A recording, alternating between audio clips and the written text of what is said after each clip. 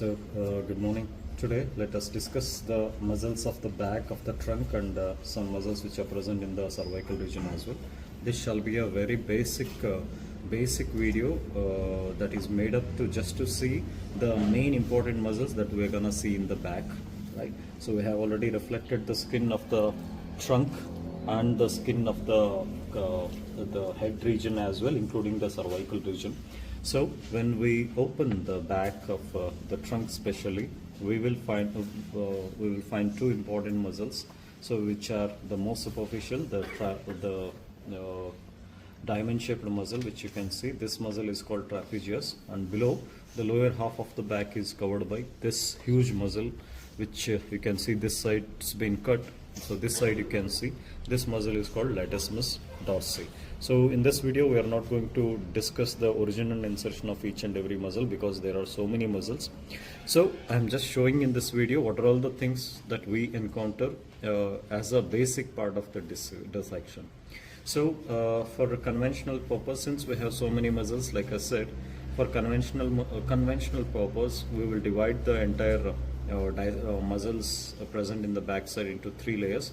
The first layer shall be comprised of the two big muscles, like I said, this one, the trapezius, and this one, the latissimus dorsi. As you can see, the trapezius is covering the upper, the back of the cervical region and the upper half of the back, while the lower half of the back is totally covered by this latissimus dorsi. And you can see here a fascia, the shiny fibers that is present over here, and this is called the thoracolumbar fascia, about which we will talk in this video as well. So after removing the trapezius, we are going to see some special structures here, which include the spinal accessory nerve and the transverse cervical superficial branch of transverse cervical artery. Both of them will supply the trapezius muscle. And if we remove not only that one, we are also gonna see some more muscles as well, which include rhomboids minor and major, which you can see here, right? So this is rhomboids minor, and this is rhomboids major. And here on the top we have the levator scapulae, which is attached to the superior angle of the scapula that elevates. So from above downwards, just beneath the trapezius, we have three muscles: the levator scapulae, the rhomboids minor, and rhomboids major. So at this point in between, we have seen and removed, but we can't show here in this video. So we will get some dorsal scapular nerve and dorsal capillary artery in a gap between the rhomboids minor and the levator scapulae over here. That's been already severed. So after removing the rhomboids minor and major, we will have another muscle over here. This is called, as you can see, some fibers are still left over here. This muscle is called serratus posterior superior. Serratus muscle is of two types. One is present on the anterior aspect, that is called serratus anterior, that comes over on the back side and winds up and goes to the medial border of the scapula. In the same way, we have two muscles here which are called serratus posterior. Since we have two serratus and posterior muscle, one is placed on the top, one is placed on the bottom. So the one which is placed on the top, this is called serratus posterior superior, and the one which is placed at the bottom, this is called serratus posterior inferior. And we have removed this one as well.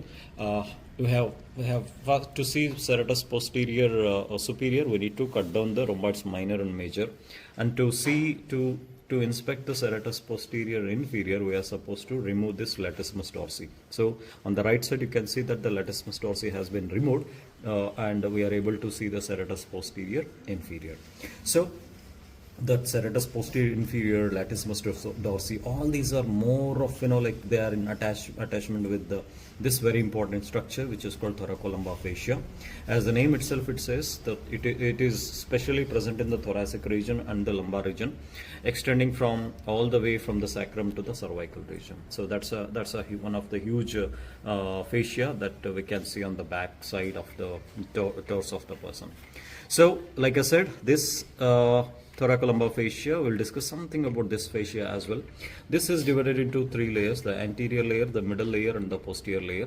So, as you are seeing now, this is the posterior layer. Once we remove this posterior layer, we are going to see a huge muscle that is present on the back side, and this huge muscle is called the erector spinae muscle.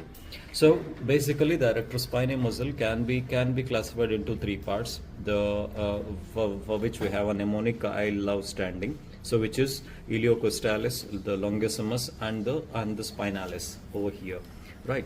And iliocostalis is further divided into iliocostalis lumborum and iliocostalis thoracis, as you can see here, right? So this is iliocostalis thoracis, followed by which we have longissimus, and longissimus is further classified into longissimus thoracis, longissimus cervicis, longissimus capitis. So like that, the spinalis is also classified into spinalis thoracis, spinalis cervicis, and spinalis capitis. So just like how this iliocostalis, longissimus, and spinalis are covered by the serratus posterior, superior, inferior, rhomboids, trapezius, and latissimus dorsi. In the same way, in the neck region, they are also under the coverage of splenius cervicis and splenius capitis, semispinalis cervicis and semispinalis capitis as well, right? So then let us talk about the last part. The spinalis muscle is over here. Spinalis muscle can't be shown because it is attached more to the vertebral column. We are supposed to remove all these structures to see that one. So fine, apart from the muscles, there are some vessels that we are supposed to inspect. So like I said, under the coverage of the trapezius, we are gonna have superficial branch of transverse cervical artery, and which it is accompanied by the spinal accessory now. And under the coverage of rhomboids minor, in between rhomboids minor and the levator scapulae, we are supposed to see dorsal scapular artery and dorsal scapular nerve. And under the surface of latissimus dorsi, as you can see, there is a vein, there is an artery and vein here, and this artery and vein can be supposedly the thoracodorsal artery and thoracodorsal vein. And latissimus dorsi is also supplied by the thoracodorsal nerve, which is not able to see here.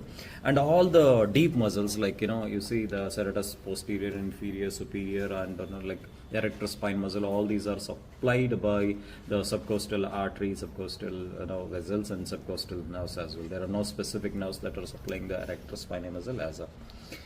And I told about the thoracolumbar fascia. The posterior lamina covers the erector spinae muscle, and in between the other side of the posterior wall of the abdomen, we will find the anterior wall and the middle wall of the thoracolumbar fascia.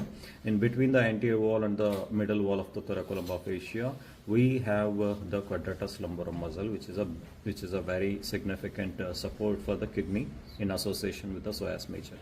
So basically, the back muscles are concerned with the posture maintenance, the gait maintenance of the person, and the maintenance of the erect posture of the vertebral column. Maybe in the case of kyphosis, scoliosis, or lordosis, this is a kind of a vertebral column deformities, congenital abnormalities, we can suspect that the muscles at muscular atrophy in this region could result in the formation of such abnormalities. So that's all about the basic aspect of the back muscles. Thank you so much, Dr. Mohan, signing off from SAMC Gangavati.